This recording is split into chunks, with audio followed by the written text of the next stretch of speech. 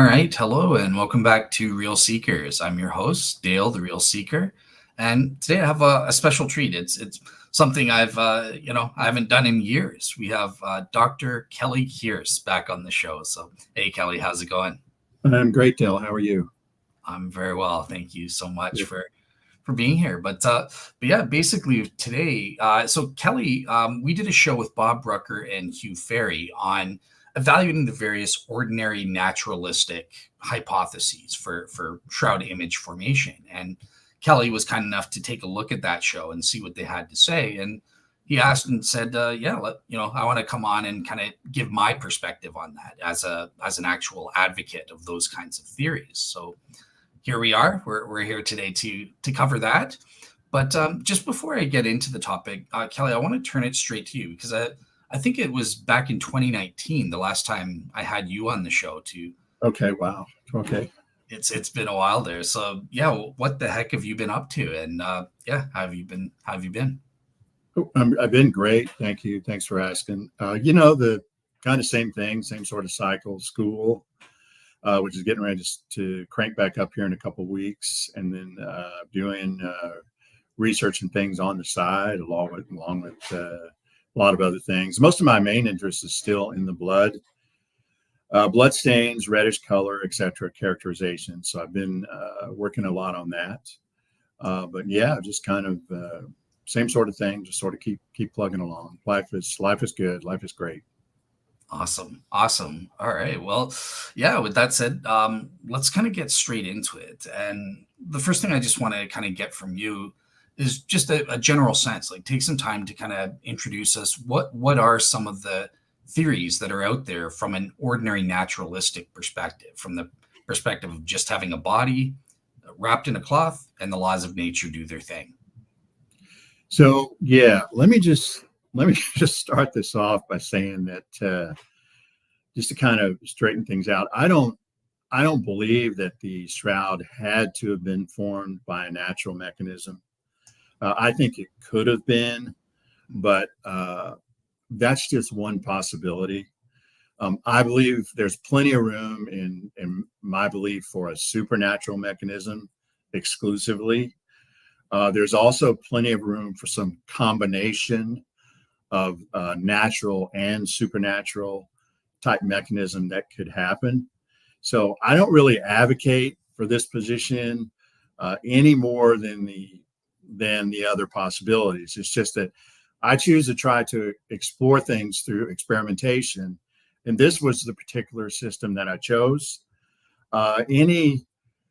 Anything with carbohydrates in it, whether shroud related or not, if I see an article with, so I would read a lot of scientific journals just to try to keep up with the literature in general, and anything with carbohydrates in it, so even non-related to the shroud, I'm going to always give that a second look because carbohydrates are they're really the reason that I became interested in science in the first place when I was very young, about 7 or 8 years old. It was carbohydrates that really got me hooked and interest into science because of their connection to organ transplantation. So when I was 7 or 8 years old back in 1967, Dale, I'm guessing that you probably weren't with us then. That's maybe before your time.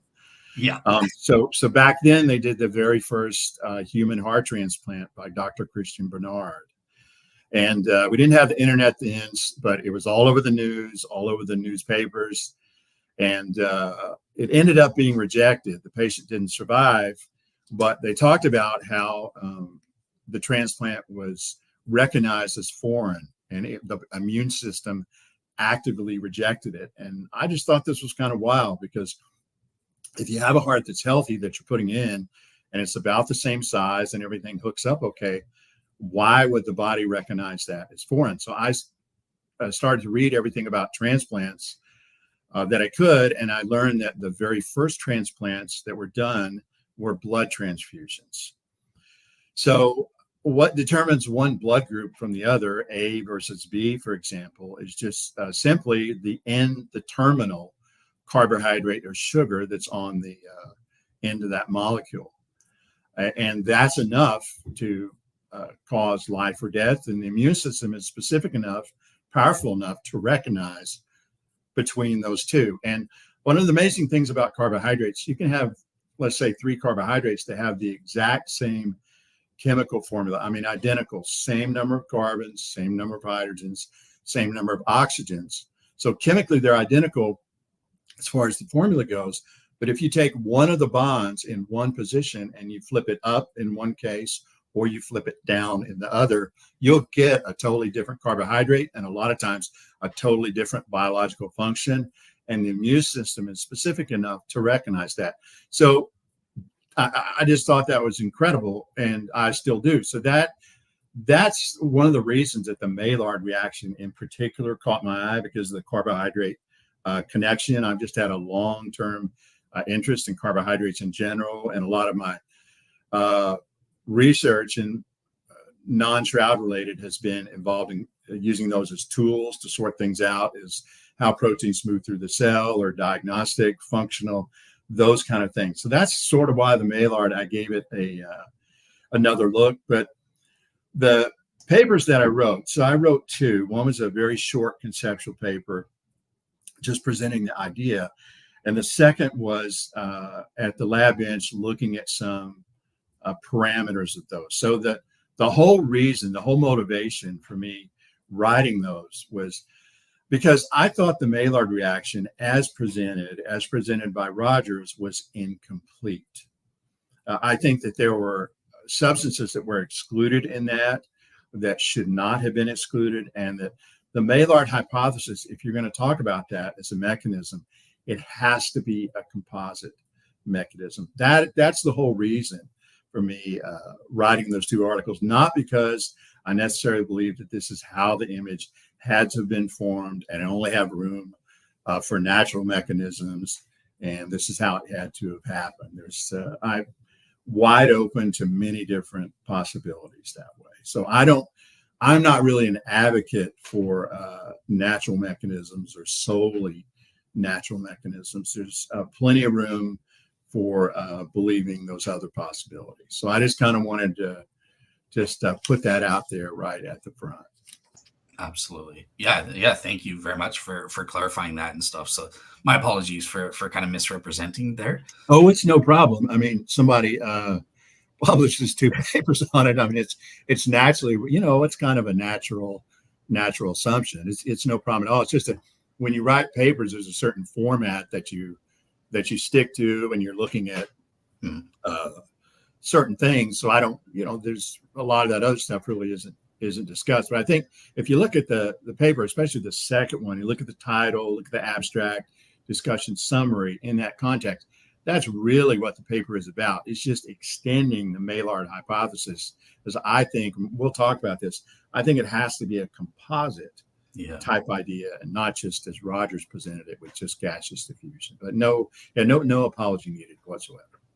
Yeah, and that is the thing, because I think even according to Barry Schwartz, he was telling me that even Ray Rogers admitted that the Maillard reaction was insufficient in itself. It needed to work with something else. So even Rogers, the guy who invented that or discovered that, admitted that. So, okay, so I'm kind of curious. Before we get to the Maillard reaction, there, do you mind kind of just giving us kind of a history of ordinary natural theory, starting with Paul Vignon and direct contact by itself, and what you think of that, and then leading into the vapograph stuff? Like, what's kind of a history before we get to the Maillard reaction? So the direct contact by itself, I don't think that's gonna get it, particularly with a wraparound type configuration where the cloth was wrapped around the face. I think you're going to get a lot of distortion in that case, as people have shown. So I don't really see that happening. I don't really see the Shroud configuration as that type of wraparound either. I can talk about that a little bit more later. The Vignon vapograph, I think Hugh showed a picture of that. I think maybe there's a little bit more to it than it sometimes gets evaluated. I mean, I think you can make out some detail of the face is what they were going for, and this is It is a little bit splotchy. It's not really sharp. I think collimation would certainly help make it sharper. But there's maybe a little bit of something there. I don't think it's totally a bust as it sometimes is thought about. But I don't think it has the same problems as Rogers' gaseous diffusion alone. There's the detail, the resolution is kind of the Achilles heel of that. I don't really think it's not the complete story. Gotcha. Okay. So, and another thing that this comes after the Maillard reaction, but do you have any thoughts? I asked Bob and Hugh about Dan Spicer and E.T. Totten. They kind of thought maybe there's a Maillard reaction, but they combined it with a vertical electric field. Do you know anything about that? Do you think there's any merit? So the electrical field idea, I don't know a lot about that, but from what I remember with the paper, there wasn't a lot of like experimental data on that showing it, if I remember it correctly. Correct, yeah. So I would like to see some presentation of data to kind of weigh that a little bit more. But I certainly think the Maillard reaction in combination, even with an idea like Bob Rucker's radiation projection, I think certainly something like that could be possible. Awesome. All right, cool. Well, with that said, let's get into the one that you think could work here, the Maillard reaction. So kind of discuss what Ray Rogers' original thing was with the Maillard reaction, and then what have you contributed to with your latest experiments there, kind of adding to it? Okay, so the kind of general idea is that the Shroud image results from, it's thought to believe, conjugated carbon-to-carbon bonds. So conjugated just means you have a double bond, and then the next one alternating is going to be a single. And that those conjugated carbon-carbon bonds are what gives you the chromophore, what gives you the color. So we see as the image on the Shroud. So one idea is that it's the cellulose, that it's undergone oxidation, dehydration, and those alternating conjugated carbon-carbon bonds are present within the cellulose itself. Now, Rogers was a chemist, and he knew the chemistry very well, and he suggested there's an alternate way to get those conjugated carbon-carbon bonds, and that's through the Maillard reaction. So Rogers also thought the Maillard reaction could help explain some of the features of the Shroud image, such as superficiality. It's only on the very, very top portion of the fibers. Now, Robert Rucker pointed out in one of I think the first paper, there was a figure I used 700. I did say it is an older number. It's a very fair point, but I did say less than 700 because I just got that from a reference and put it in the paper. Mm-hmm. It is broad, but it did say less than 700. Yes, it is an older value. In the second follow-up paper, I used like 200, the more recent kind of common number that's more commonly used. So in the second one, I did put the 200, I think, or less than 200, around 200, kind of more common figures. So I just wanted to kind of just so the audience understands. So what Kelly's talking about is Bob Rucker mentioned in terms of body image superficiality. One of Kelly's papers, it's only on the 0.2 micrometers surface, the color, and Kelly was saying on an older paper he got the figure wrong and he fixed it to say, well, I mean, technically it's less than, so it still includes it, but admittedly it's a broad number. It's not the one that's more recently used. So I used the more recent one in the second. So it's less than, I used nanometers, but less than 700. But it's a fair point. I just wanted to point that out.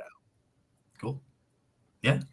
Okay. So with the superficiality, Rogers would argue that, well, when the Shroud is treated with something like a reducing sugar solution in its natural processing, like saponin, this is going to evaporate to the very, very top portion of the cloth. And he tried to approximate that in some of his experiments shown in his book using a dye solution. There's also the feature of the Shroud. You can have a non-contact fiber, non-image fiber next to an image fiber. Rogers would show, using the dye experiments again, that this is the same kind of thing when you have load a dye into that type of solution. As it evaporates out, you can see a colored thread next to a non-colored thread. And in the case of this idea, you'd only see a color in the Maillard reaction where that reducing sugar was present. So he thought it could explain those two features. There was also the observation of Heller and Adler of ghost, where when the sticky tapes, when they would pull those away, the image would actually come off of the cellulose. And Rogers, in his book, he was very adamant that he would put it in both bold and italics. Cellulose is not involved in image formation. And lastly, and this is the one that I really think this one is overlooked a lot of times in Shroud discussions and discussions about the image. Adler treated image fibers with a reducing agent, diamide, and it caused those image fibers to flip back to non-colored. And Rogers, again, bold, this is a very important observation, and he again repeated it, bold and italics, cellulose is not involved in image formation. And he never really explained, kind of expounded on the reducing agent idea. But in talking to some organic chemists, they have told me that in the active configuration through oxidation and dehydration of the cellulose, it's possible that those conjugated double bonds would not be accessible because of their structure to a reducing agent. So that is maybe a possibility that exists out there. Again, Rogers, a chemist, he knew the chemistry very well. A Maillard reaction with that conjugated double bond system, that would be very accessible to flipping back with the reducing agent. So I think, you're the one that you always do these minimum relevant features. Is that one of Yeah. Yeah. So I might think about consider maybe including that one, because in all of these experiments where they do color through energy treatment, lasers or radiation, et cetera, those kind of ideas where they can color linen, I've never seen an experiment where they can flip the color back, as Adler described for the Shroud image itself, where they can turn it back into a colorless fiber. I think that's very, very important, and something that a lot of times that's overlooked. And that was a big antenna for Rogers in this idea. Though he didn't really expound on that, I think that's maybe where he was going with that. Gotcha. That's interesting. Yeah, that should be. I think that is a minimal relevant feature that should be explained. And you're right. I didn't include that feature in my own assessment and stuff like that. But okay. So am I a real seeker then, Dale? You are. You get a check mark. Okay. Yeah. Awesome. So okay. with the Rogers idea in general, with the Maillard hypothesis in general, the Maillard reaction, you have to have two things to get it to go. So you have to have a reducing sugar. That's a sugar that kind of has an open end to it, a reducing sugar, and then an amine group. An amine group is a nitrogen-bearing group. It's found on a lot of different substances. But if you put those two together, and Rogers would say in his writings, it's not a hypothesis. If you mix these two, that you'll get a colored product. He said it's a fact. If you mix these two together, you're going to get a colored product. So in his idea, he had a reducing sugar present on the cloth. And where the amine group would come from, he thought was through gaseous volatile compounds that would diffuse from the body very shortly after death. Such ammonia was the main one. And then also he would later include cadaverine and putrescine. So he limited that to gaseous diffusion. So when I, read about this and heard it discussed a lot, et cetera, I would always think, well, wait a minute, there's tons of amine groups present in skin proteins and skin breakdown products. And we know that the Shroud was in contact with the body. Now, not all the regions of the body, but a substantial portion of it. So if you have these amine groups present in gaseous compounds that are reacting, why you have to include those that are present in skin and skin breakdown products. They are also going to react in the system. When someone gets a spray tan, what's going on there? They're spraying the person down with a solution of reducing sugar. And that's what causes the color to come up on the skin. An amine group, it's just like somebody, let's say, wearing a hat. It doesn't matter if the gaseous molecule wears the hat or the skin protein breakdown product wears the hat. When the reducing sugar sees it, it's going to react. So if you're going to have amine groups on gaseous products reacting, you cannot exclude those amine groups present in skin proteins and skin breakdown products. That's why I believe it has to be a composite type mechanism and not simply limited to the gaseous diffusion. So that's the whole thrust, the whole motivation of why I wrote those 2 papers and did those experiments on it. I don't think you can exclude those skin breakdown products that are present, because even according to his own words, he would say this is not a hypothesis. If you mix a reducing sugar and an amine group together, they're going to react. So my paper looked at the contact side of it. Okay, so just before we get into that, I want to go, you mentioned the minimal relevant features. So just for the audience, I kind of want to go through them and get your take on how the Maillard reaction on its own performs. So sure. Okay, so the first fact is the photonegativity or the quasi-negativity. I take it Maillard reaction can reproduce that feature. I do too. I'm gonna show a few images from the paper. I think you definitely can get detail through that. Yes. Okay. The next one is body image uniformity, and on this front, I know Rogers he'll say, well, the body was removed before sufficient decomposition liquids accumulated on the cloth, and gravity kind of made the backside darker than the front side. Now, the only thing with that, I've heard some contradictions saying, well, look, even if we grant everything that Rogers says under ideal conditions, there will still be a buildup. In order for these gases to get out, there still will be a buildup, at the very least, in bodily orifices. And we wouldn't have uniform color.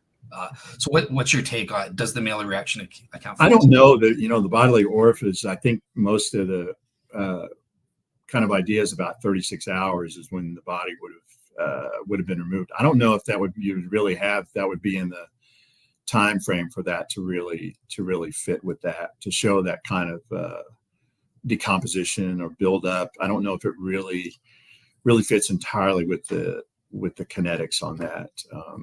You'd probably have to look into that maybe a little bit more detail, but I don't really think that would be the case. I think if you have the reducing sugar, it would be present on the cloth and in similar amounts, top and bottom, and you would have maybe more of a contact on the dorsal side.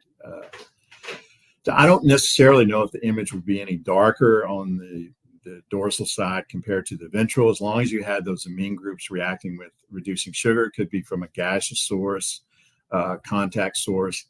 I think you might be able to get the uniformity that way. I do an experiment in the paper where I took a mouse tail and I put it down on a piece of linen, and I used a long piece and then brought it over the top so I could image both the bottom side where it was touching, kind of analogous to the dorsal, and then the top. And I didn't put any pressure on the linen at all. I just, it was a long piece. I just put a microscope slide down toward the end just to kind of help hold it in place. But there was no pressure on the top. It's just a very, very light touch as it drapes on there. And if you look at the images, one is really not darker than the other. And it's not like the one on the ventral didn't really show up. So I don't think you really need a ton of pressure or contact for that to happen. Again, if you also add in the gaseous component, I think you might be able to pull that kind of uniformity off. Now, something like a radiation projection idea or radiation projection and associated with Maillard. And definitely, I think you're going to be more on the uniformity side there for sure. Yeah. Gotcha. Okay. And also just a kind of a comment about that with, I think a lot of these models, they sort of point to, well, when the image was formed, the cloth likely could have been in a flattened kind of position. So Robert Rucker has the body kind of hovering in the middle with the cloth above and below. And Lavoie has a similar kind of thing, only he has, the upright man, the vertical position. I think there's quite a bit that when you look at the image on the shroud, that looks very, very plausible for that kind of thing.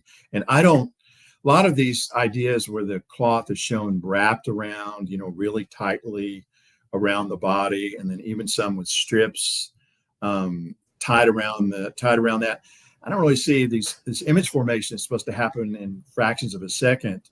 How those strips are going to be unwrapped, or even the cloth is kind of going to be untucked and then flattened out that quickly. To me, it makes more sense that you would have something that's more of just a draping, a flatter configuration, which I think helps solve some of the problems with contacts as far as a tight wrap around. But I think it was more of a loosely draped configuration. And one of the reasons for thinking that, if you read the Gospels about the burial of Jesus, they were in a super hurry to try to get things done. They were trying to do as much as they could, and they couldn't finish, and they took off, because sundown was fast approaching, and they knew when they left, the job was incomplete.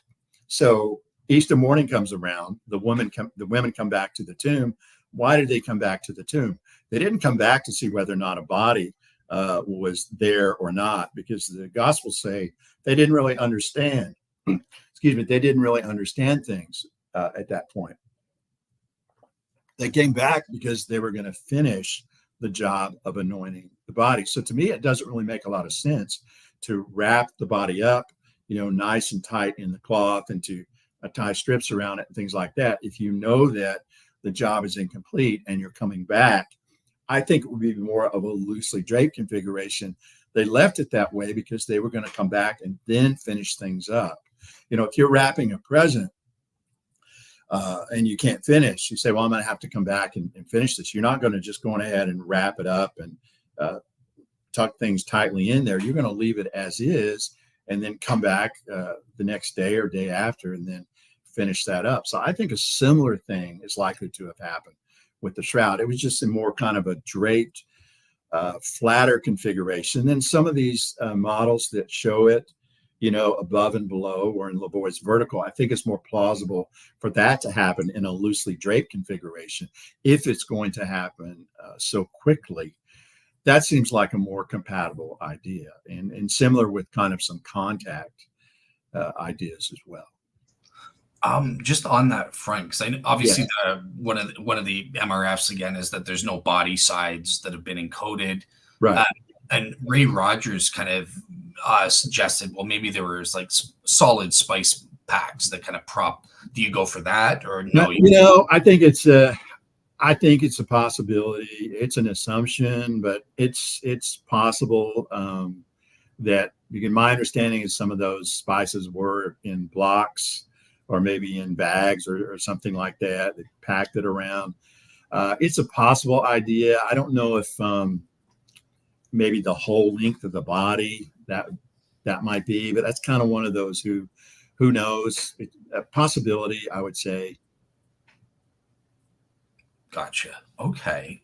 So the next feature I think is really important, right? So it related to the high resolution, but also the three-dimensionality. And I just want to kind of share my screen here because I know that some STIRP scientists, they say, look, this is an Achilles heel for the Maillard reaction on its own. And here's kind of the results that they got when they took. So you can see it's not highly resolved, the image they got, and when they plug it into a VP8, this is nothing like the three-dimensional info that's really accurate with the Shroud of Turin's images. So I'm just kind of curious as to what your take on the the three dimensionality? Do you think the Maillard reaction? So I think the three dimensionality there is obviously very poor, but the VP8 is working based on lights and darks. So I think you could look at some other images, and you might have a different result. Kevin Moran was a good friend of mine and had a VP8, and I remember we did some things messing around with it, and I wanted to get an image that was black and white. So I chose the first Beatles album. I don't know if you're familiar with that, Meet the Beatles, but it's shot in black and white.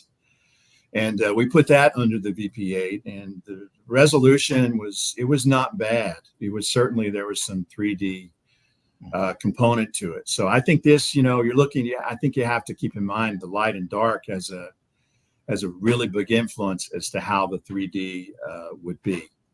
But it's certainly a fair point. I mean, for this, definitely it doesn't really make it. But I would say, just kind of in general, a lot of these experiments, they're just an approximation of part of what may have happened in just a small feature about the image. So a lot of times someone's at the lab bench and they're trying to investigate this. I don't think you're going to find something that when you do it, it automatically just hits all the spots like that. You're just looking at a narrow piece of part of the entire story. So and there's tons of variables that could be involved here and be adjusted. To me, it's kind of analogous to, we'll put a man on the moon, or we'll send somebody to Mars, and trying to work this out in experimental systems. A lot of the variables are unknown. It's kind of like just shooting a model rocket up in the backyard and just seeing if you can get it to go straight. So I think it can be difficult to try to approximate a lot of these features, a lot of things you could tweak. But that's kind of a long answer. But I think scientifically, people that choose that as a career path, it's just something that it's just the nature of the beast. These things aren't solved that quickly. It takes a lot of work and tweaking a lot of things. But in general, I would say 3D wise on the VP8, that one definitely did not make it. Gotcha. Okay. So kind of related then, and this is one of the features I find the most fascinating, is that vertical collimation. Yes. Process. Yes. Now, do you think the Maillard reaction can account for this feature? So I don't. So I think contact. You could, a combination of contact and gaseous diffusion. I think you could increase the resolution, certainly way above what would be seen with gaseous diffusion.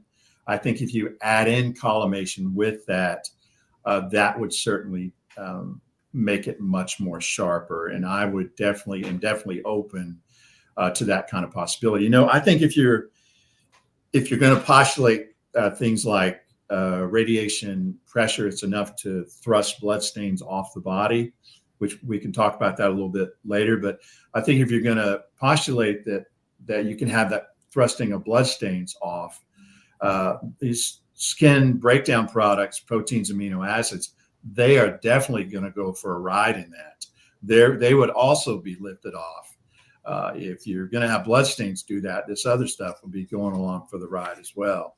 So you could have some combination of something like that. Maybe that pressure helped to collimate these particular substances, and then that reacted with what was on the cloth, and that's the end result of the image. Maybe it's a combination of several different things. Collimation absolutely is going to give you much more resolution. Whether contact and gas alone without collimation could do that, don't really know. It's a possibility, but of course that's going to sharpen it up for sure. Gotcha. Okay. And I think last but not least, you kind of already mentioned that issue of superficiality and stuff, but just to clarify for the audience in clear terms, that I always break it down into the three levels of superficiality. There's the macro level, the cloth level, Then there's the thread level. It only colors the top 2 to 3 fibrils of each thread. And then you already talked about the fiber level, where it's just on the primary cell wall, the 0.2 micrometers, nanometers, whatever it is there. Would the Maillard reaction reproduce all 3 levels of superficiality? So Rogers would say yes. He would say yes, because when he would do some of the experiments with the ammonia on the linen, he would pull the fibers out and say that the color was restricted to the level that the Shroud image fibers was. Now, I think there needs to be more work done on the superficiality property in general. A lot of these, there's sticky tape. What stuck to that tape from the very, very top part. I think if you kind of approach it from the thread level and sort of work from there, I think might be able to have more information on that. I think that's something that would definitely be worth looking at in more detail, which is, it's where almost all this stuff always ends up pointing to. There needs to be more work done with new samples, new access. And that's certainly something that I think could and should be looked at. Gotcha. Okay. So I see we do have a good audience question, but I think it's going to be best. I'm going to actually wait until we go over your modification, because I think in terms of the body images, what have you brought to the table? That's okay. So let me just see if we can do this. So I'm going to share screen, and I'll say yes, and I'll go entire screen. Click, and I'll share. All right, and I've brought that up. Oh. Okay. Okay, did that do it? Yep, we're Ray Rogers' chemist perspective. Yeah, so this is Rogers. This is one of the experiments. This is from his book, where he took treated a cloth, linen treated with reducing sugar, and then exposed it to ammonia. And here you see that you have coloration. And he would take these fibers, look at them under the scope, and said it was very, very similar to what you see with the Shroud image. So he gets coloration. Excuse me. And then here's an experiment where he tries to look at detail. So he takes a cloth treated with reducing sugar, as before. He takes a hand made out of paper mache, soaks that in an ammonia solution, and then folds the cloth over, leaves it for a while, and then comes back and looks at how the hand would have been imaged, which is where it would be this area over here. Now, I think if you ask most people, well, what do you see in that area? Do you see anything? Probably a common response is, well, I see some kind of smudges, but I don't really see anything. No. And if it's, well, this was a hand, we were trying to image a hand.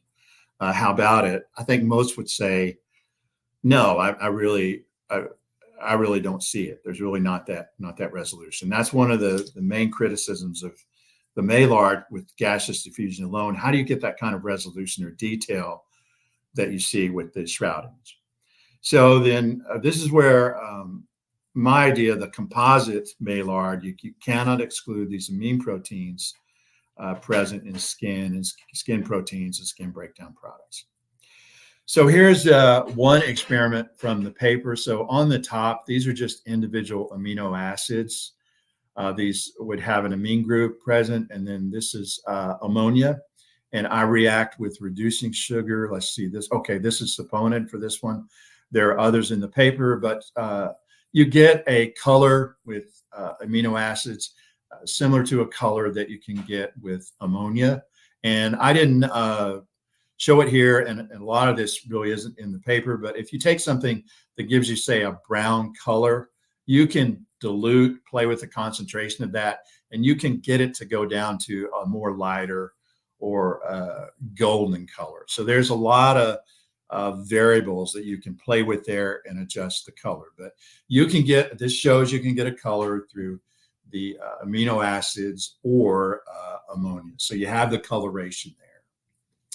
So now we get to kind of the analogous part, with sort of analogous to the paper mache hand idea. So these are some transfer experiments.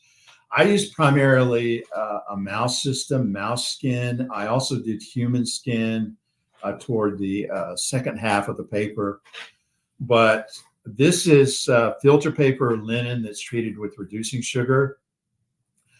I put down a clipped mouse tail on top of that for just not very long. It's about 20, 25 minutes or so. And then I remove that and look for any kind of imprinting and particularly detail that I see. So here's a result from that. Here's a control. This did not have reducing sugar on the filter paper, and this did. So I think if you ask most people, well, do you see anything there? I think most would say yes. Do you know what it is? A lot of people aren't really familiar with mouse tails, but I think if you said, well, we tried to image a mouse tail on there, can you see it? I think a general answer would be yes. So I think that's progress, that you can see some detail with the Maillard reaction in that. And this is an attempt to kind of do body images. So these feeder mice are they're not an easy system to work with. I showed quite a few different figures in the paper because I wanted to show sort of the good, the bad, and the ugly. These have a lot of discharge from the nose and the mouth. So they come frozen. You can get them at a pet store. They're what people that have snakes, they use them as part of their diet. So you get a lot of discharge from the nose and the mouth when you move them around, just from handling. Their skin is very, very thin. You get a lot of leakage of body fluid. So not the greatest to do these systems, to do these kind of whole body images, but I wanted to sort of try that. So this is one. This is a white light photograph and then the black and white negative. I think you can make some detail out here. You can make out the nose, the eyes, the ear, where part of the legs have touched. And these guys have super thin, super wrinkly skin. I think you can pick that up, especially in the black and white negative. So I think there is some detail that's present there. I also want to make this point. So there's kind of three ways you can do this sort of experiment.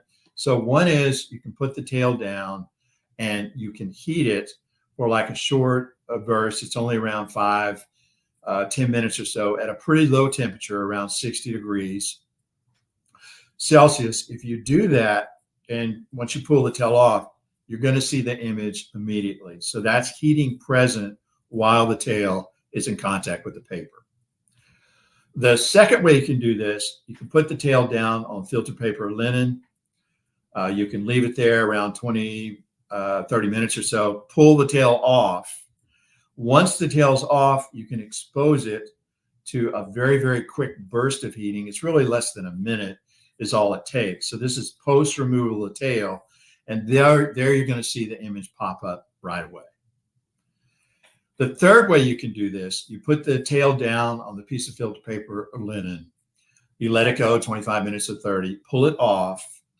You never heat it at all, even after the tail is off. You just leave it at room temperature. Depending on the system, you can see the image will come up in a couple of days. It might take a couple of weeks, but it's eventually going to come up. So one of the criticisms I've seen of Roger's Maillard idea is, well, you're never going to get to those kind of temperatures to make the reaction go. And in talking to people that study the Maillard reaction, they said that Maillard reactions can even happen at 4 degrees, depending on the particular system. And it's true. I mean, I did some experiments at that, and you can see a color develop. Now, it doesn't happen as fast as when you use the energy, you have that heat present, but you don't really need, that's not an absolute requirement for this to happen. So you can see this in those three type of scenarios: heat present during the contact, remove it, no contact to the tail anymore, but then heat that filter paper or linen, and now you see the image come out. Or number three, never heat at all at any time during the process and just wait. So it's kind of a latent coloration. It's going to eventually pop up. And Adler kind of suggested that maybe the Maillard reaction, maybe the image wasn't really on there at the time they went into the tomb. Maybe it didn't show up until a little bit later, and that's why there was really not anything that was written about it in the Gospels. Wasn't specifically mentioned per se.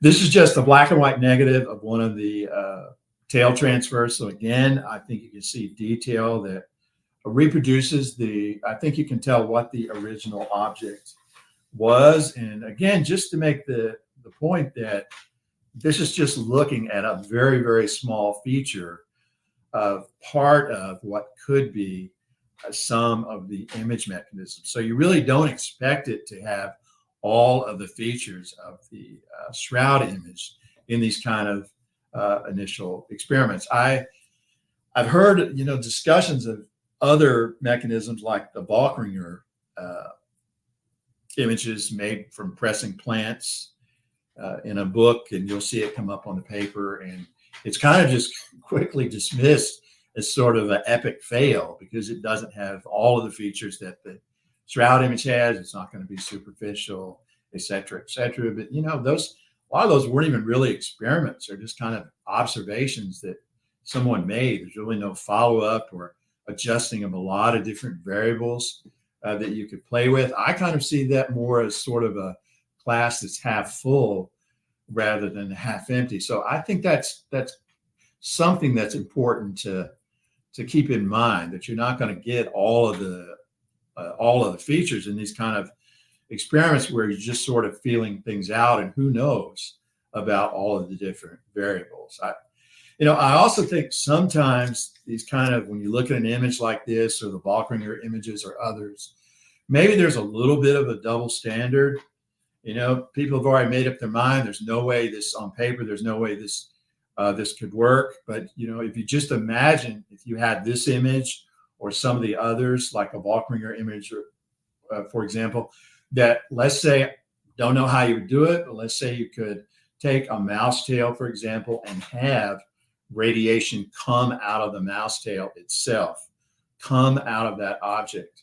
And I'm not talking about like pointing a laser or radiation at an image of the face and then having it kind of trace that onto a cloth. I think that's a totally different system for getting detail. That has a lot more advantage to it. I'm talking about having radiation, let's say, come out of the object itself.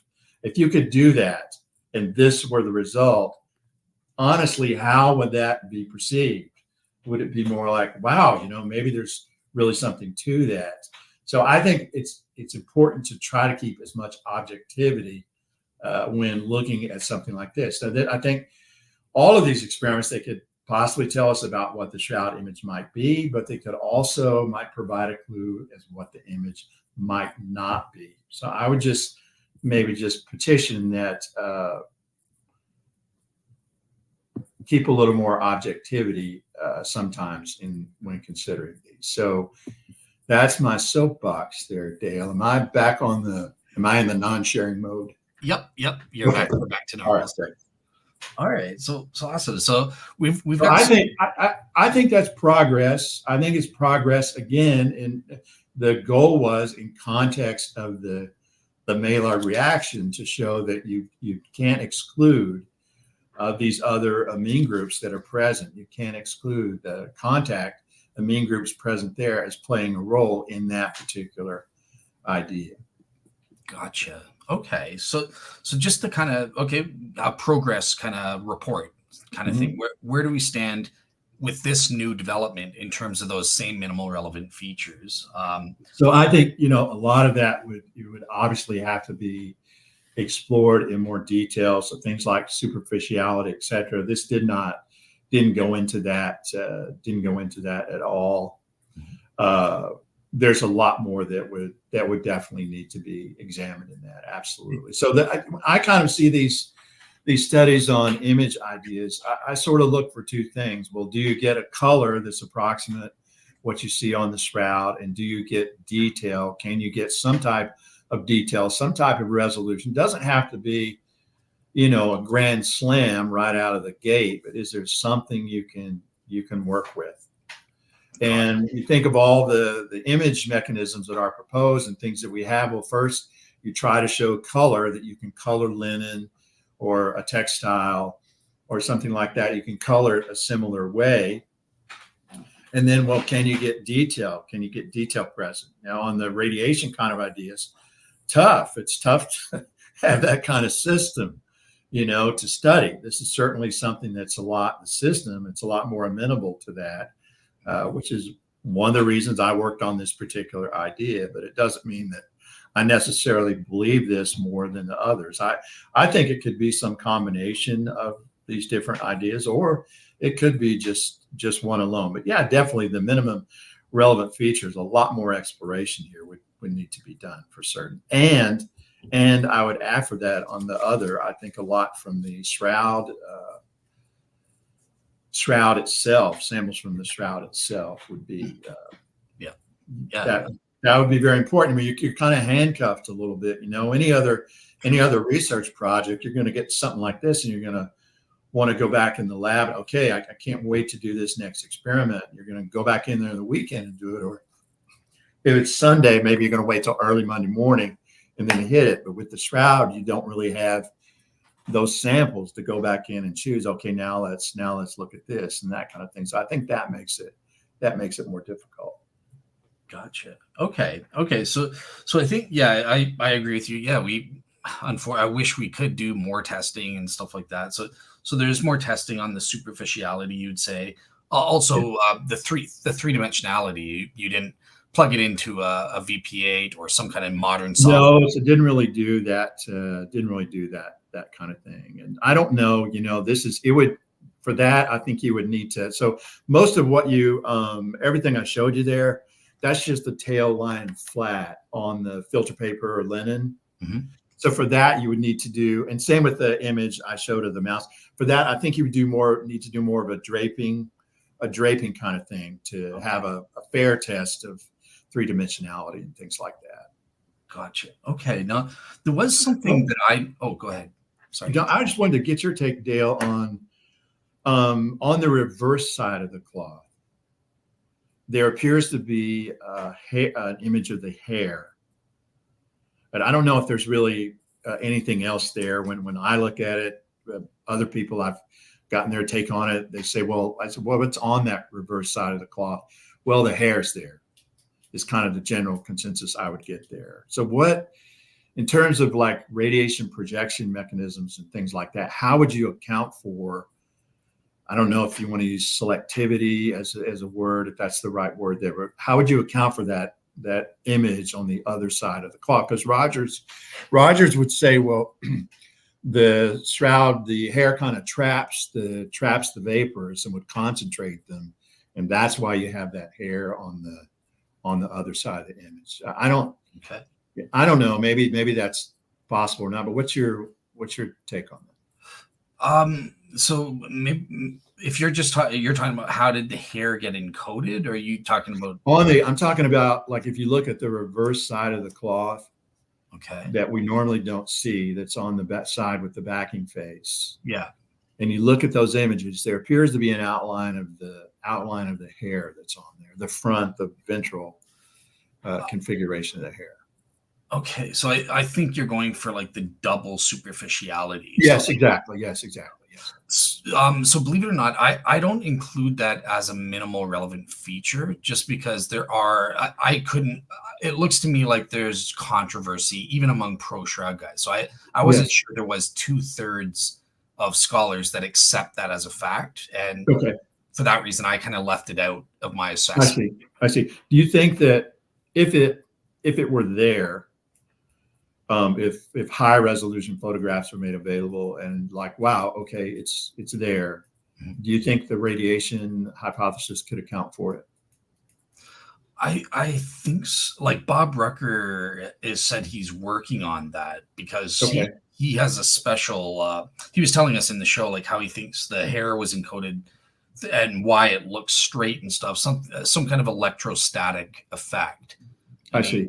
And I think he says that would translating possibly create the double superficiality as well. But I never, because it's not my minimal relevant feature, I never specifically asked how do you explain that feature specifically. Gotcha. That's a good question. I will ask him directly. And What about what's your take on like the banding effect? So why the image, it'll be a little bit darker where those hanks were a little bit darker, and lighter where it's a little bit lighter. So Rogers would say, well, those took up the solution a little bit differently, and that's why you see the banding effect. How would, if cellulose, oxidation, dehydration of cellulose were the mechanism, how would that, what's your take on that? How would that work? I'll just be honest. Yeah, I'm not sure on my end in terms of the banding and the radiation thing. So Okay. yeah, yeah, okay, yeah. Sorry. I will look it up.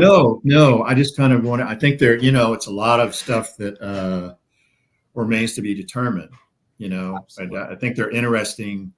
Maybe there's a clue, a clue to what, how image formation did or did not happen in those. I mean, I don't know. It's not a lot's really been done on that, but I think that would be an interesting thing to pursue. Anyway, sorry, I just thought I'd jump in with that. Really. Yeah, no worries. Like I said, I will get answers from Bob because I really like his theory and see what he has to say, and I'll post that on the blog and let you know about it and stuff. So, okay. Now, one thing I did want to ask you about, because I was looking at your photos of your results, Mm-hmm. and I noticed a detail that isn't like the shroud. With I think it was the top photo of the tail.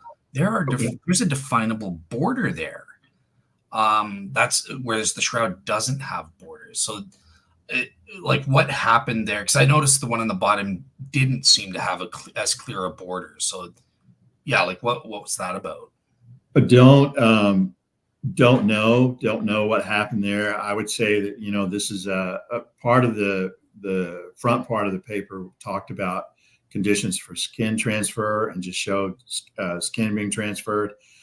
The mouse tails they're pretty much waterproof, and to get a good transfer there of skin, the best way to do it was to have the cloth or filter paper slightly damp. With human skin, I show in the second half of the paper the requirement there for dampness. You really don't need it. But the mouse tail it's a pretty waterproof, water repellent, and has to be damp to kind of get that transfer. And a lot of those images, that's a piece of filter paper. It's certainly not I did use linen in some experiments, which I included in the paper, but it's not exactly the same system that's present with the shroud. It's a approximation at best. So I don't really know what, there's not a sharp outline, but it's not exactly an analogous system. It's a way to try to look at one part of it. So I think, who knows the variables present in there. Fair enough. And Mr. Jetty is saying that the banding is due to the bleaching process. Yeah, I think that's what has I've read. Yes. Gotcha. Okay. And I noticed you were asking because Sibylline was talking about the fact that you used the freezing, and they were thinking that that's not a true comparison. I don't know about the liquids. Jesus, it was blood and plasma. I know we haven't gotten into the blood yet, but with these mice, it's just water from freezing. So the experiment is not representing similar conditions of the shroud. Well, yeah, of course not. I mean, it's not really meant to try to recreate the exact conditions that were used for the shroud, many of which are likely to be unknown. It's just simply to ask the question, do you see this kind of coloration and transfer of image from a skin contact process? And the mice were chosen as one system to look at that. I chose that stage of development because they're hairless. They just have skin. It's not meant to be. Of course, it's not the similar conditions of the shroud. Gotcha. Yes, of course not. I mean, it's not meant to be, and it's not. It's just an approximation. Okay. And I think you already answered this with Ray Rod, but I wanted to ask you specifically because you used hairless mice. So obviously there's hair. Totally hairless. Sibylline, apologies if I'm not pronouncing your name correctly, but yes, it's the mice don't have any hair, intentionally chosen that way because I just wanted to focus on the skin. Yeah. And it is not, I don't know if the Shroud image is like super elaborated and as detailed as sometimes I think we get the negative image sort of stuck in our head. And Hugh was kind of made this point last week about some of the pictures he would show. And he said, well, it's as good as what you see on the Shroud, the detail there. I don't know if the mouse tail image is exactly as, one-on-one as detailed, but I think you can certainly tell what it is. I think that's in the perception of the beholder. Gotcha. And again, I would just say, honestly, if you had these kind of similar sort of images, if someone had found a way to pull off having radiation come out and that was projected, would they be perceived differently? I don't know. I think there could be a double standard there, but it is what it is. It's an approximation at best. Okay, so here's why we're kind of answering that. So I guess I don't need to play. I was going to play a clip of Bob Rucker talking about when I showed him your experiments. He was talking about the high resolution, and he was saying it wasn't good enough. It's just so it's just to see if contact is present there. It's not meant to create a miniature tomb with all of those variables, a lot of which are unknown. It's just to see if you have any kind of, number one, coloration, number two, any kind of perception of detail at all, something that you can work with. I don't think anyone's going to do any of these kind of experiments and show that these match every single feature of the Shroud, but it can still be valuable information. It's a lot of variables here that you could, I think you have to take that into account. I don't think does it look exactly like the Shroud image? No, it doesn't. Does it contain information that could potentially be valuable? Yes. Is this the mechanism by which it happened?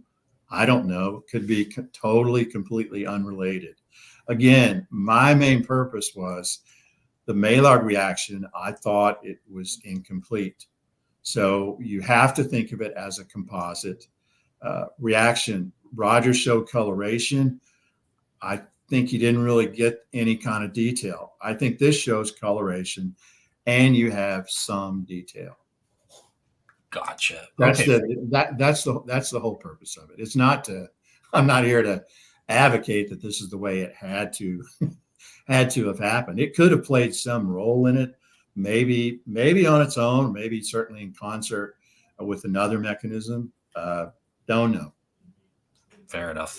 Okay. So I just want to state, just for the audience's knowledge, because I get what you're saying, so I won't ask you about it. But one thing that I wished I had mentioned in the show with Bob and Hugh, just to show them, is STIRP has, in terms of the high resolution, there is a specific quantified value, right? So I don't know what this means as a non-scientist, but it's 4.9 plus or minus 0.5 millimeters at the 5% MTF value. So I was just going to ask you, like, would this be the standard that we need to compare? So I think, yes. I mean, I think, well, so here we go. I think it's ultimately that's where it has to be. But maybe someone that does experimentation, I mean, not necessarily my work here, but somebody does it, and let's say they hit a 20% value.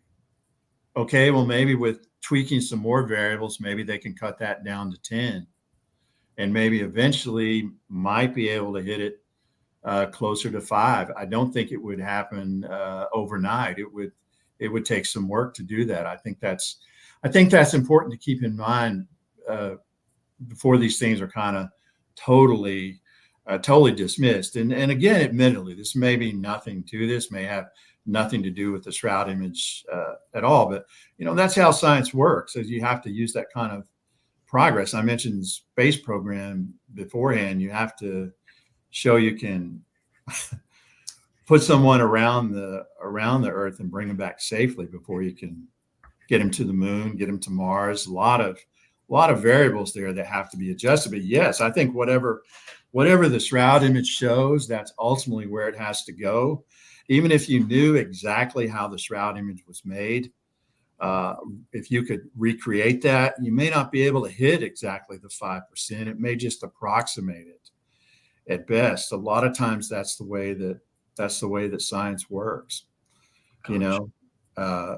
But that should absolutely be the standard. Just like I think the diamide treatment, if that's how a shroud image fiber behaves, that's experimentally you would want to see that in there as well. Gotcha. Perfect. All right. Yeah, the shroud is always that's the rubric. That's the rubric that it has to hit. But I don't think any of these are gonna get there overnight. Makes sense. Yep. Okay. I totally get it. So here's the last question about the body images. And this is kind of a common one, right? But it's saying, look, we don't have, if it was just a purely natural process, just for the sake of argument, we don't have any other shrouds that have these kinds of images with this resolution on them. So their question, why don't we have? Yeah, this guy is asking a lot of very good questions. So I would say to that, I would say a lot of those, a purely natural mechanism. I mean, you're coding that the hypothesis is you're treating the shroud with reducing sugar as part of the processes. So I don't think that you're looking at this kind of modern natural mechanisms. You put on your clothes or whatever. Of course, you're not going to see this. Why don't you see it with other shrouds in history? Well, usually when people were buried, the body decomposes. It's going to turn into a pile of goo very quickly. It's going to erase any potential image or anything that's there. It's a fair question for certain, but the decomposition process, most people aren't going to come back after 36 hours and find it empty. That's only happened once in history. So I don't know. It's a very, very good question. Awesome. All right, cool. So at this point, I want to transition to the other aspect, your favorite, the bloodstains, right? Okay. So, yeah. So in your view, I take it from an ordinary naturalistic perspective. The only way the bloodstains could get on the cloth is through direct contact. I would favor that one. Yes. Okay. So I'm just to kind of start off. What are some of the features of the bloodstains, the characteristics of the bloodstains that you think are important for us to know about and possibly speak, to how they got on the cloth and through direct contact? So I think some of the important features are many of them soak to the reverse side. The edges are relatively smooth. Doesn't seem to be a lot of smearing. Some of them show serum halos around them. Certainly not all of them, but some of them do. I think for blood to transfer to the cloth, it most likely scenario is it was in a liquid or semi-liquid state. So I think we're looking at a contact type process there. Now, a couple of things. I mean, Robert Rucker makes a very good point as well. The person and Mark Antonacci, Jesus was on the cross for a long time. The blood would have dried. How is this going to work? Where there is a condition called coagulopathy, which if a person is under severe stress, their blood can remain liquid for a time period longer than would normally be seen. So the kinetics there would be different. So that's perhaps some have suggested that's a way that the blood could have stayed in a more liquid state longer than normal. There's been an idea put out there of fibrinolysis, that somehow the bloodstains kind of reliquefy enzymatically. There's some confusion on that. That does happen within the body, inside the body, in vivo. But this is not a property really of blood stains, that they don't, once they're dried, they don't reliquefy themselves enzymatically by digesting the fibrin. So I've talked to numerous physicians about this, also many pathologists, including those at Harvard, and they say that's just a a misunderstanding. It does not happen that way, although you'll hear this in Shroud discussions and the word is used. I talked to Dr. Gil Lavoie about the idea, and he said it was so out there that he didn't, that's why he didn't even mention it in his book. So I don't think that's one that there's just kind of a misunderstanding between blood in vivo inside the body versus a dried blood stain. So we have this idea from Mark Antonacci and Robert Rucker to try to explain this. And again, it's a very fair point that, well, the blood would have dried on the body. How is this going to transfer? So they suggest that, well, radiation is going to project or thrust this blood onto the cloth. So it's going to reliquefy, and it's then going to even go through some of it to the other side as normal wet or kind of semi-liquid blood would do. I tried to understand this and understand it objectively. I think I probably talked to Mark the most about it, and kind of where it ended was, well, I can't really tell you how it happened, but I just know that it does. And when you're a science guy, that's just kind of a little bit hard to sort of work with. So I don't see radiation thrusting blood off. I don't think it's just, I can understand that radiation would cause pressure and things like that, but I think it could definitely lift, if it's going to lift bloodstains off, it's definitely going to lift amino acids and protein degradation components off. But bloodstains, study of blood drying on substances has been pretty well studied, and it's not just like lifting a piece of paper off of a table with pressure. Blood has anchor points, particularly at the periphery, that are on there pretty solid. I mean, if you've ever tried to kind of rub blood off of a lot of surfaces, a lot of times you'll see that outer peripheral ring is pretty tough to get away. You really have to put the elbow crease to get it to go. So I don't kind of mechanistically, that it just seems like a little bit difficult idea for me to accept. So I started thinking about, because again, I think it's a very fair point about, well, blood would have dried. Now, maybe it was liquid through coagulopathy or something like that, but let's just say that it did dry. Well, if you think about the how Jesus was buried, the scriptures say he's buried in a cave tomb environment. And something that caves all over the world have in common is that they're low temperature and they're high humidity.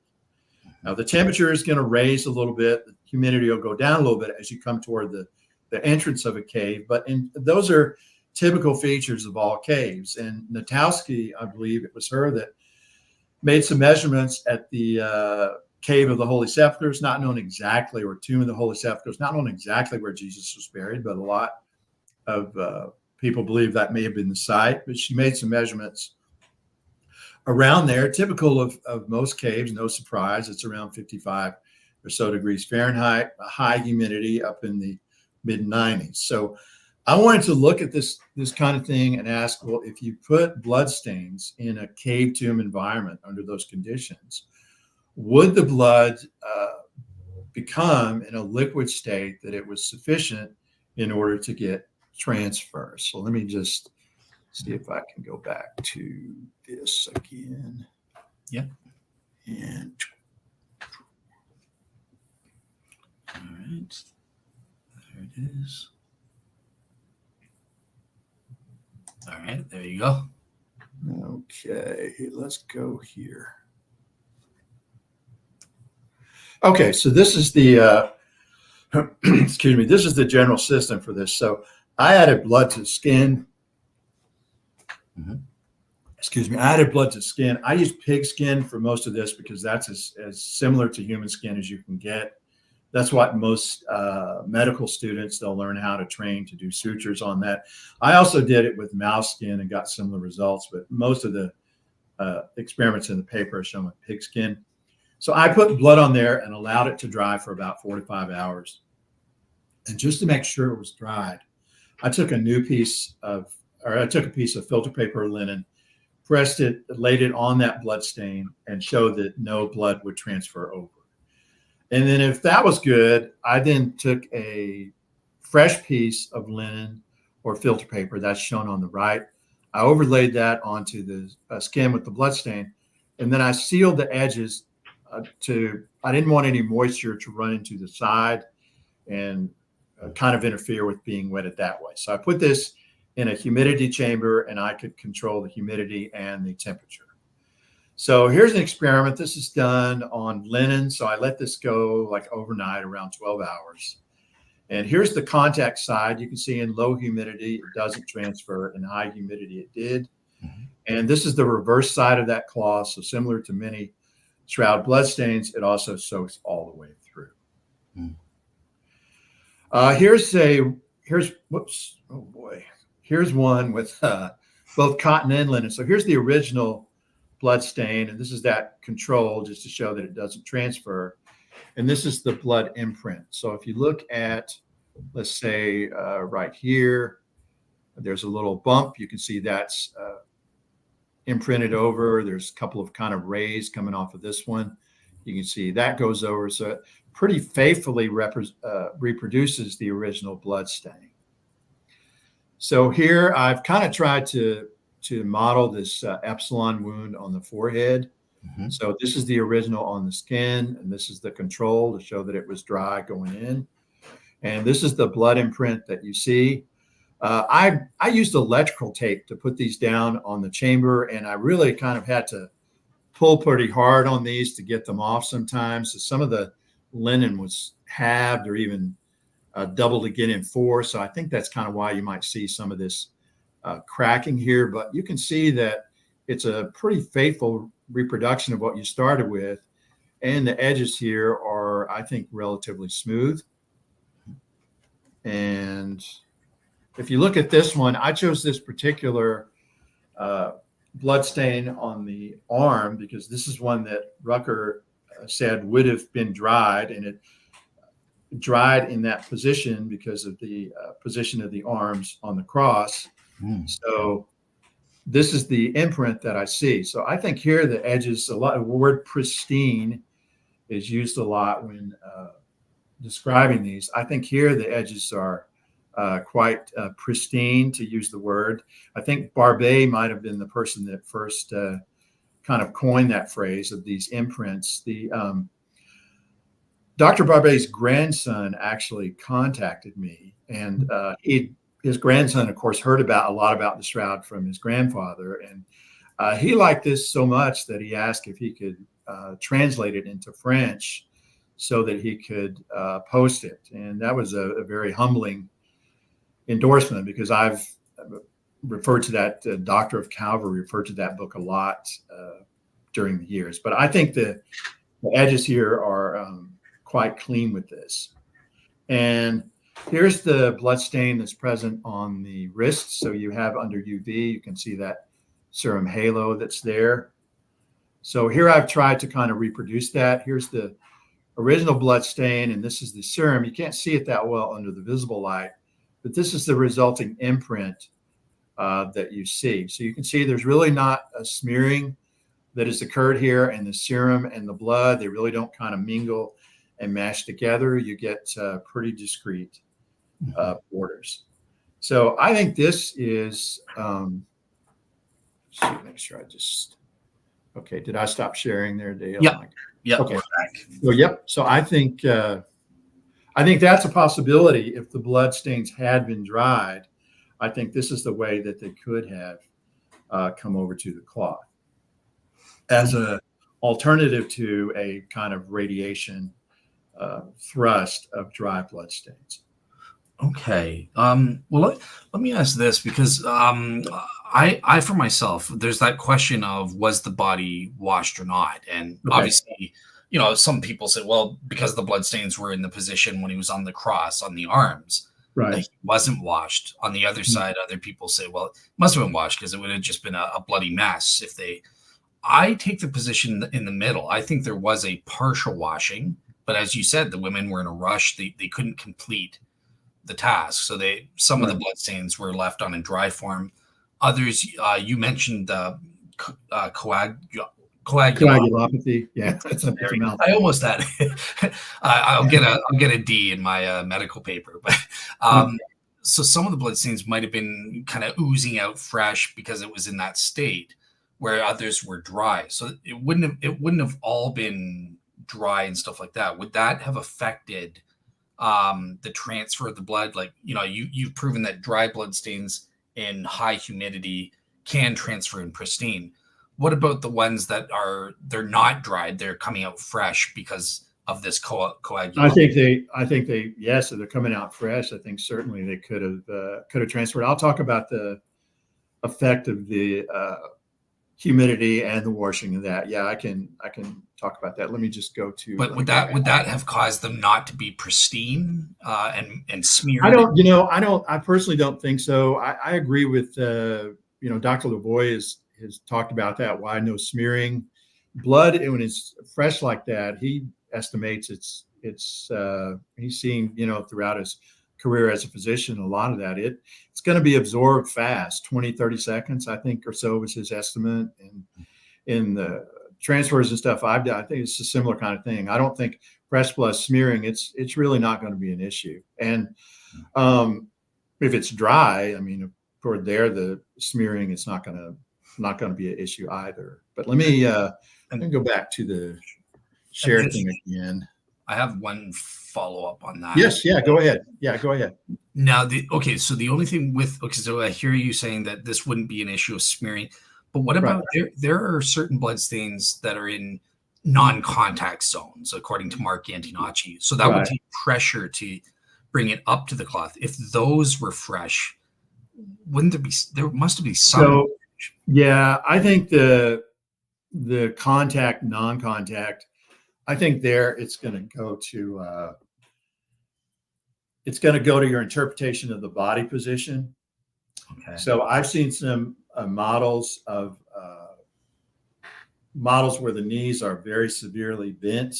Mm-hmm. I don't think really that's the case for the position on the shroud. I don't think when you look at the image itself, I don't think it's really compatible with that kind of position. If they were that bent, I don't really think you would see any image in that particular region. John Jackson did one of the first extrapolations of body position when he took data from the shroud and then made a model of it. It's in his lobby of his church there in Colorado Springs. It's what's on the cover of John Heller's book. And if you look at that, the body position is relatively flat. I mean, one knee is inclined a little bit, but most of it is relatively flat. And arguments have been made about getting into that position and trying to cover your groin and things like that. Lavoie's argued that people are made differently. Some have longer arms than others. And I think those models of how the shroud body position was, it's not, I don't think the body was laid on a smooth, polished surface like a floor or table or something. It's carved out of a rock. So I think you're going to have some contour there that could bring some of the body in contact with that. Most of Jackson's model, he has a video on YouTube called Wrapping the Shroud. Mm-hmm. If you look at his model there, it's relatively flat. And he has a sheet that has all the markings of the shroud matched up to it, and he can go through. He does it in the video, and it matches through contact. It matches around 99% or so of those bloodstains. The agreement there is very good. I actually visited him a couple years ago at his center there in Colorado Springs. I had him show me that wrapping there in slow motion, and I thought it was quite convincing. And I think if you did he has it sort of tucked in some places, but I think if you did kind of a light draping, you could get that. So I think that all comes down to what you want to interpret in terms of body position about the contact, no contact. Even those maybe toward the small of the back or something like that, there's a little bit of contour there in the tomb. Maybe that came up against it. So I think most of those are going to be present in contact. I think it's kind of some assumptions at work there. Yeah, that's a good point. I never thought of you just imagine the flat surface, but it is. Yeah, exactly. Most of those kind of reproductions or whatever. It's, it's on a floor or flat table naturally, because that's where you're going to sort of lay down to try it. But this was carved out of hewn out of the rock there, so it's not going to be completely flat. Fair enough. All right, cool. And Yeah. I think the bloodstains could have been made.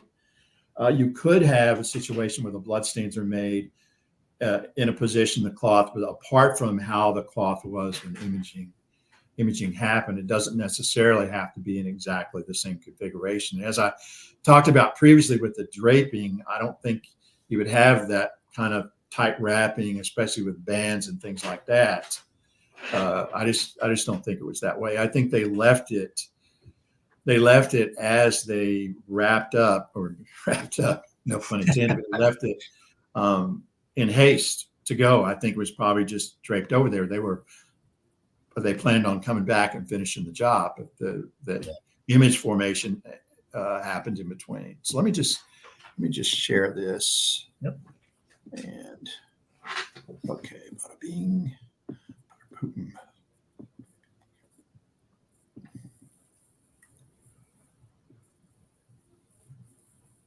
Okay, did that get it there? No, it's not popping up in the queue this time. You're going through the same process, entire screen and highlighting it. All right, let's see. Let me give it a go here again. Okay, so I'm gonna And while you're looking that up, symbol gives a good Jewish term surfaces, even if not perfect, are usually quite flat. I think quite might be the operative word there. Gotcha. So it's showing up now. And yeah. I mean, I don't know. I don't know if we really know exactly what it was like. Even if it were quite flat, very flat. I think if you looked at the Jackson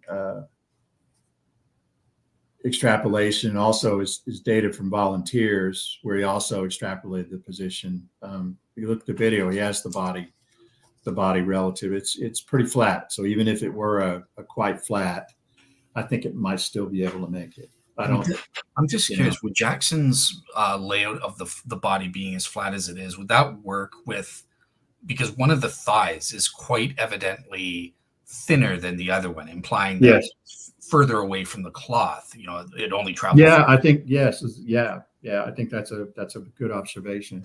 Yeah, because he does have the one knee kind of cantered up a bit. So yeah. is that consistent with Jackson's thing? I would think so. Absolutely. Yeah. Okay. Yeah. All right. Cool. Yeah. So a burial custom of the Jews. Yep.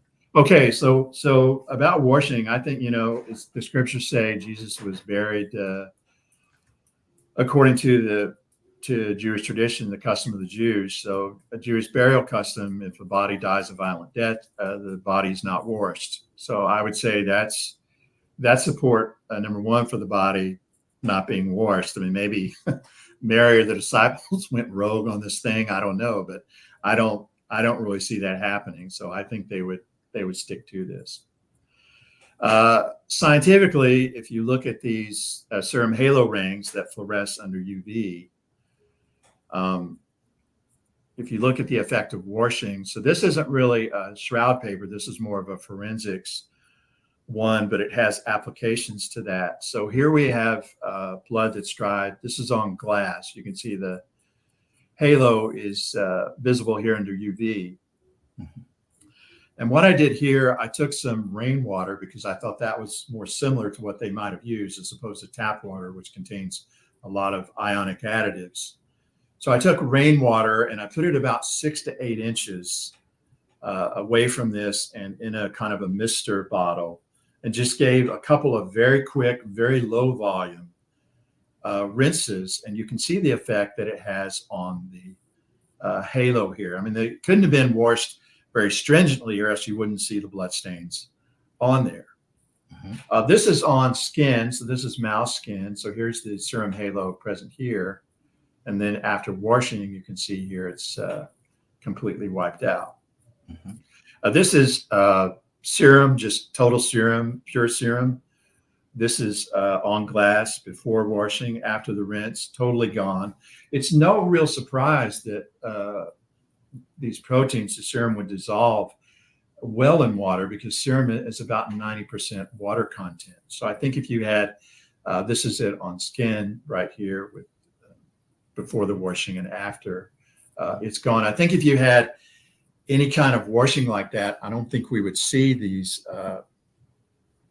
I don't think we would see these serum halos that are present. And Zugby showed that if you have a wound on a, okay, so we're back on there, Dale. We're good. Yep, we're back in the studio. Yeah. So I think Zugby showed that if you wash a wound in a cadaver, the blood can ooze out of there.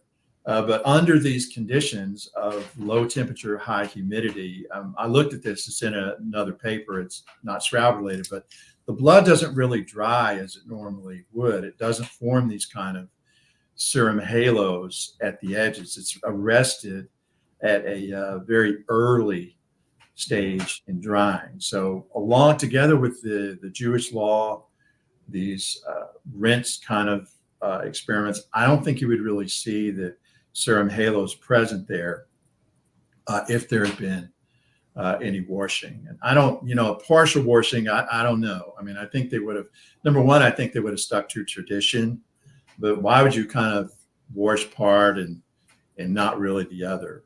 I don't, to me, I think it's kind of a all or none thing there. Well, that's interesting, because obviously they were in a rush, so like they had to, and the Jewish tradition does allow for exceptions when there's extreme circumstances. So like, and isn't it true that you said, look, not all the bloodstains have these serum retraction rings? So I don't. But I think so. If that were that way, I think you would have to kind of selectively go in and rinse part of it. Okay. And not the, it would be, it'd be tough. It'd be kind of like a paint by number thing. You'd have to go in and within a area of a bloodstained shoe. So my main reason for this is that the serum halos, I know, especially those like on the arms and things that you see, because I believe gravitational position, I don't think we would see those on the shroud if the body had been washed. And I kind of think also, that's probably one of those things they're going to come back when they can do a more complete job with it and finish it up. Fair enough. All right. Well, I've got three more questions for you on bloodstains here. So two about the natural things. So I'll start with that. So one thing, when you were going over the characteristics of the bloodstains, I noted that you didn't mention that there's no body images underneath the bloodstains. Right. And I don't know your position totally, but normally pro Shroud guys will say, well, that's because the bloodstains were on first. Yes. And that interfered with the process. So yes.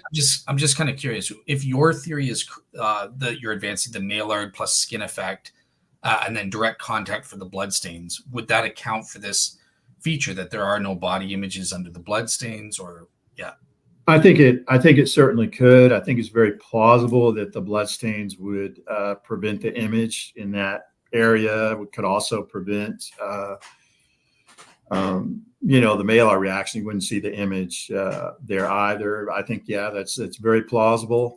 Now, I would also just kind of say two things on that. I think it's a fantastic experiment that Adler did. It's super, super interesting, but I think really more work needs to be done on that. It needs to be repeated. And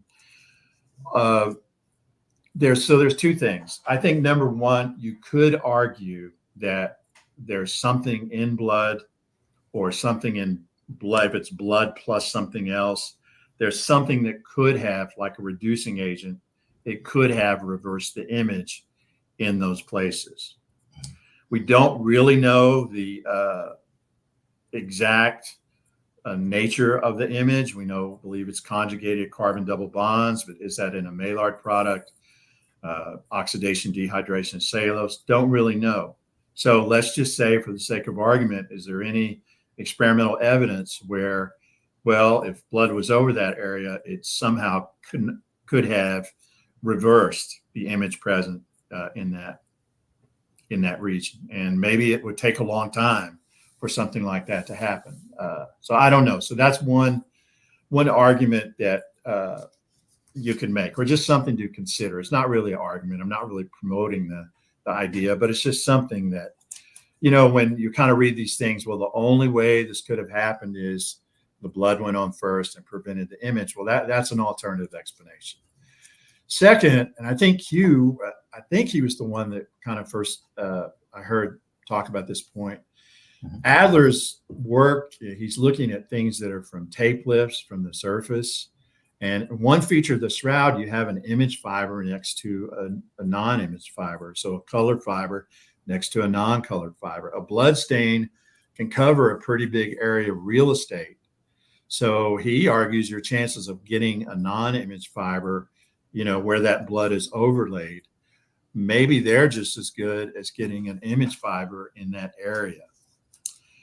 Which I think is a good and fair point. So all those, I think, goes to that I think that's something that should be looked at. I don't think it's an automatic assumption that you can make scientifically. Well, the blood was on there first, and that prevented the image from being formed. It's a likely thing. I mean, it's a very good explanation for it, but I think experimentally, those other things needs to be looked at more to reproduce that.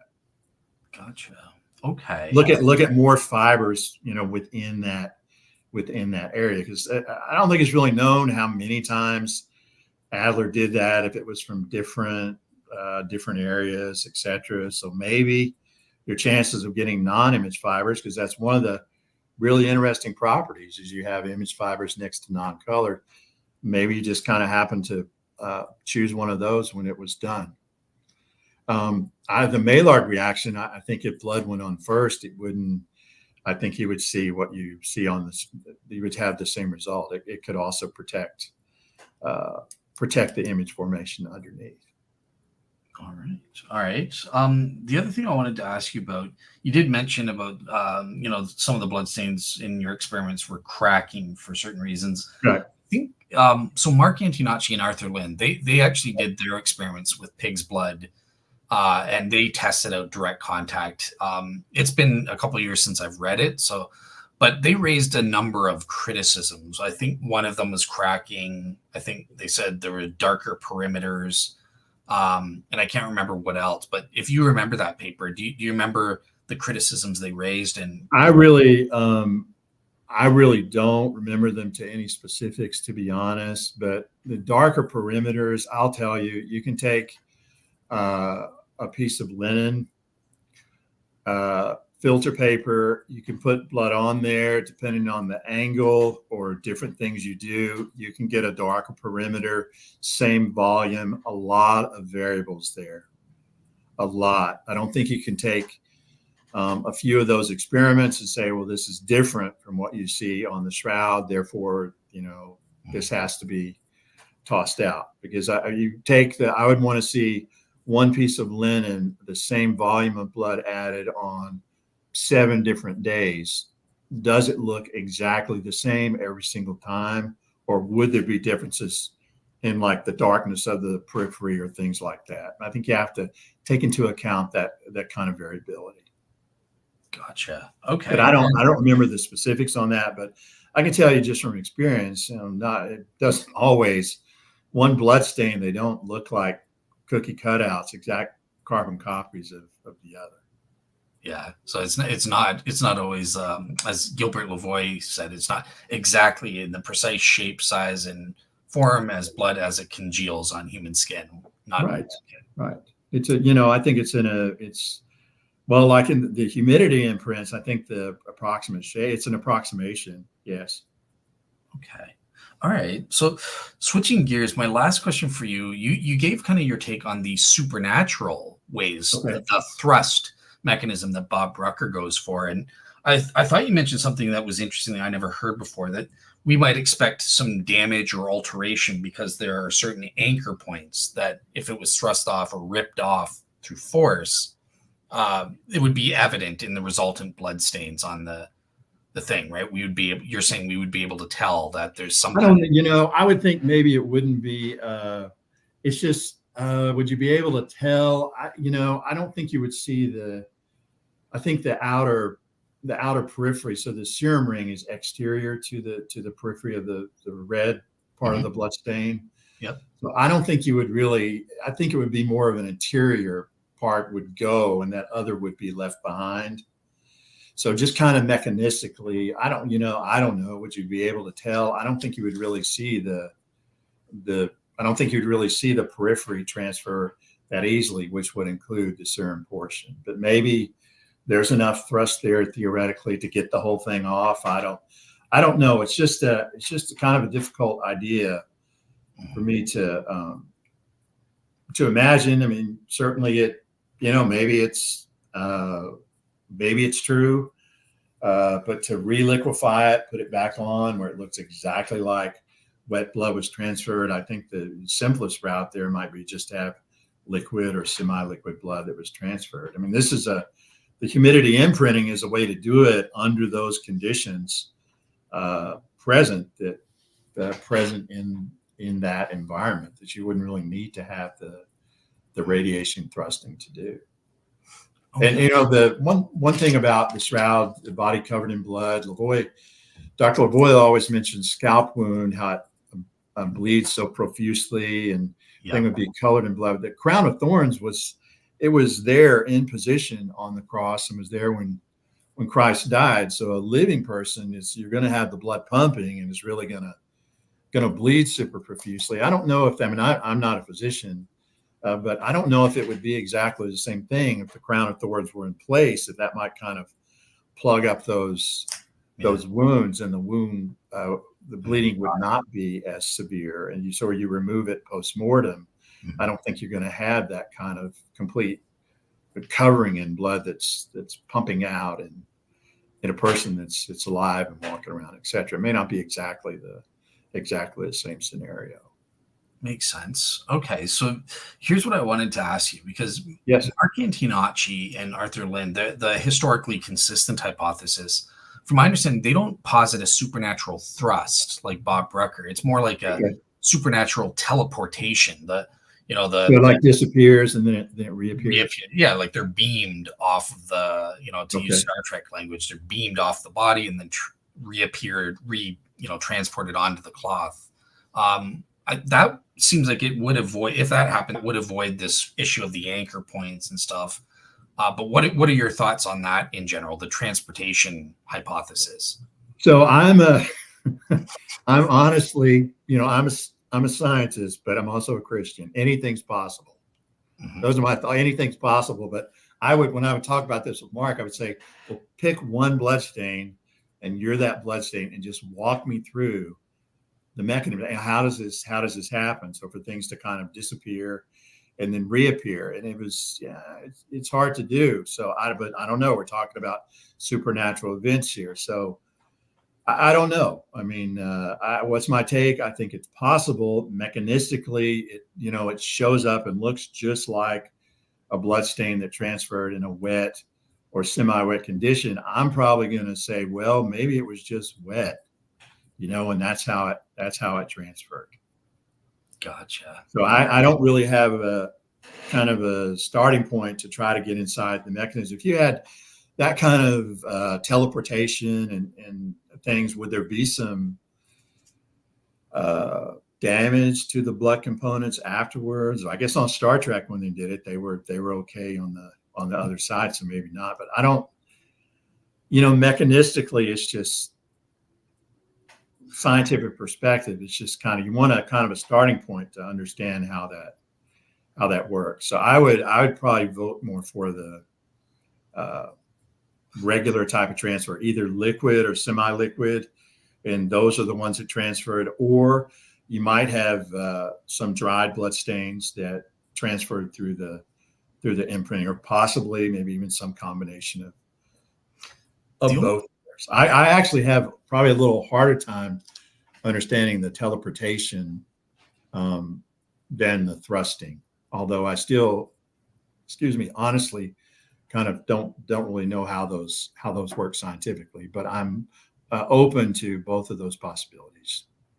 The only thing that maybe might support, and I asked Bob and Hugh about this, and they seem confused. So I might be totally misunderstanding this, but I thought John Jackson has a paper where he argues that some of the bloodstains are actually encoded as body images. He does. He sure does. Yes, it's a very interesting idea. It would. So, I think the thing on that, I think Bob and Hugh were discussing that a little bit last week as well. It would be really, he said it would really be remarkable if those that were like an image of blood that chemically had the properties of blood for the tests that were done. But I think if you look at the STIRP mapping where they took samples from, and Bima Bologna where he took samples from, I don't think anyone has really sampled in those areas and done chemical testing to see if they match up like the other bloodstains. I think that would be a kind of a premier flagstone experiment to do, because it's a very interesting idea. Bima Bologna, I had heard that he said that those on the back, that some of those what look like bloodstains, they're not blood, that there's something else. Mm-hmm. And he's somebody that's examined the shroud up close a lot of times. And yeah, how would that work? I don't know. Maybe, just throwing it out there, maybe a Maillard type reaction could participate in that. Maillard reactions aren't always yellow to brown. They can give reddish products under certain conditions. But that would be a paramount thing to do, is to chemically look at those areas and see, well, do they test like blood or do they not? It's very, very interesting feature.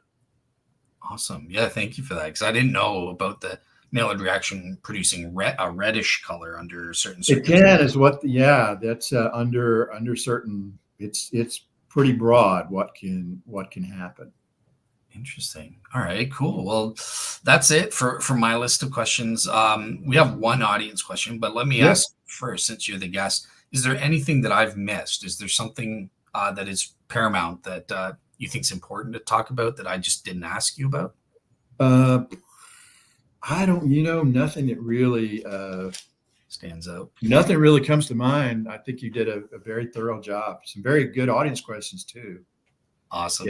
Yeah. Thank you to Cymbeline and Mr. Jetty for these great questions. And here it comes again on a slightly different topic, but is Mr. Kearse interested in Eucharistic miracles, and would he like to study them? Yes, and I am actively doing that. Oh, wow. Okay. But I cannot talk about it. Okay. I have some collaborators. I'm doing some on that before I clicked in. So I've been actively working on that for a bit, but I think there's some connections, but my lips are sealed. Fair enough. Out of curiosity, have you looked into the Holy Fire thing with Giulio Fonte? No, I've really not. It's very interesting, but I really haven't read that much about it. But it sounds like a very interesting thing, but I really haven't read that much about it. Fair enough. All right, awesome. Well, yeah, at this point, I just want to say thank you so much for agreeing to come on and share your extensive knowledge. I think it's important to get all the different perspectives and to consider them all as we're trying to all arrive at truth as to absolutely. Yeah. Hey, thank you, Dale. It was a real pleasure. Thank you. Absolutely. You're welcome back anytime. So yeah. Okay. Thank you. Awesome. Yeah. Maybe when your lips are unsealed about the Eucharistic miracles, come back as well. Okay. Awesome. All right, guys. So just so the audience knows, my next show will be on Friday. So I've got 3 podcasts on Friday. I was telling Kelly how busy I am with the podcast, but so the first will be at 9:30 a.m. with Dr. Ryan Mullins, and that's going to be, we're talking about on the Faith Unaltered podcast, talking about the philosophy of time and God's relationship to time, and does he have dynamic omniscience? And then at 11 a.m., I'm doing a show with Dr. Helmut Feltzman, who I think Kelly will know. And we're discussing, his notion of Christianity as kind of a liberal Christian. He doesn't believe in Jesus' death, and the Shroud of Turin might come up because he uses that as evidence to prove Jesus wasn't dead after all. So, yeah, we're going to be discussing that. So, look out for those shows on Friday. All right, have a great day, everyone. Okay, you too. Real pleasure, Dale. Bye-bye. Bye-bye. Oops. And all right, he took off and I'm still live. All right, red button pressed. Take care, guys.